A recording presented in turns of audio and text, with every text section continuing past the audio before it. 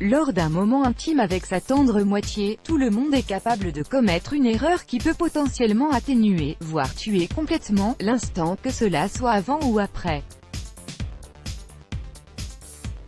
En effet, des études montrent qu'entre deux partenaires amoureux, il y a un risque important que l'un d'eux fasse au moins une de ces 7 gaffes capables de gâcher un moment d'intimité avec votre partenaire.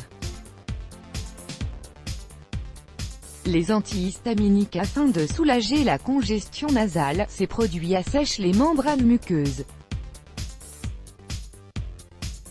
Malheureusement, ils peuvent également assécher d'autres parties du corps comme notamment les parties intimes, et qu'on le veuille ou non, c'est la dernière zone qui devrait se dessécher à un tel moment. L'alcool, une boisson alcoolisée peut certes envoyer certaines ondes au cerveau qui stimulent l'excitation, mais l'alcool est avant tout un dépresseur et est plus susceptible de diminuer votre sensation de plaisir qu'autre chose. Il pourrait même vous faire entrer dans un profond sommeil.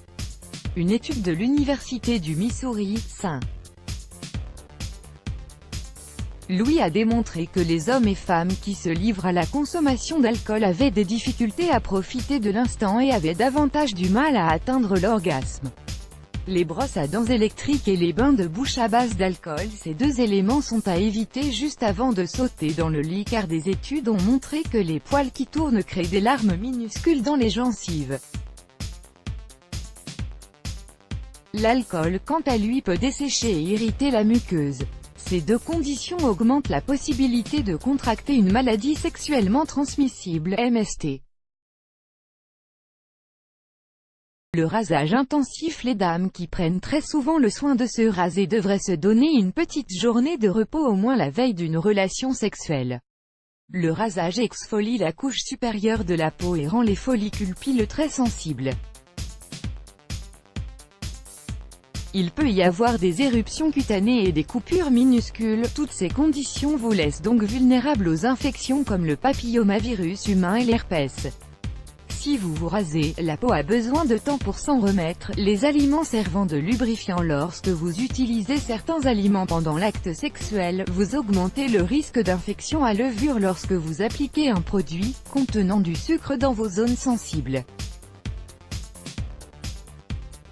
La levure et le sucre s'aiment l'un l'autre, du coup, lorsque vous utilisez des produits comme le chocolat et la crème fouettée comme lubrifiant, vous augmentez le risque des infections à levure post-contact.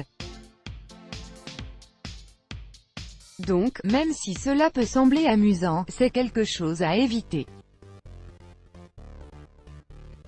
Les repas épicés. Nous savons tous que certains aliments aident à améliorer l'humeur et rendre le contact meilleur. Mais nous parlons très peu de ceux qui peuvent faire exactement le contraire. La nourriture épicée peut avoir un impact sur le goût et l'odeur vaginaux.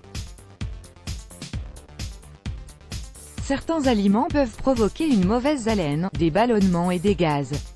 Rincez-vous donc soigneusement la bouche après un repas épicé, car il est connu que les résidus peuvent enflammer les organes génitaux. Les repas très riches. Bien qu'on soit souvent gourmand, se livrer à un repas copieux avant de faire l'amour n'est pas non plus la meilleure idée à avoir. Les aliments peuvent vous ralentir, en particulier les glucides, les lipides et les sucres. C'est parce qu'un repas surchargé de ces éléments peut tout à fait vous rendre somnolent ou léthargique. Bien que ce ne soit pas toujours facile à organiser, tâchez d'avoir un petit repas à l'avance. Le contact physique est important pour toute relation, mais une bonne connexion au lit est essentielle à notre bien-être physique et mental. Il n'y a pas de meilleur moyen de soulager le stress que de faire l'amour car cela permet également de produire de l'œstrogène, régule les cycles et retarde les symptômes de la ménopause. Faire l'amour rajeunit le corps, favorisant la flexibilité et le renforcement des systèmes métaboliques et immunitaires. En fin de compte, sachez juste que faire l'amour est bon pour vous, et c'est tant mieux. Et si vous voulez que cela se passe du mieux que possible, suivez nos 7 conseils ci-dessus. Let's block ADS. Why?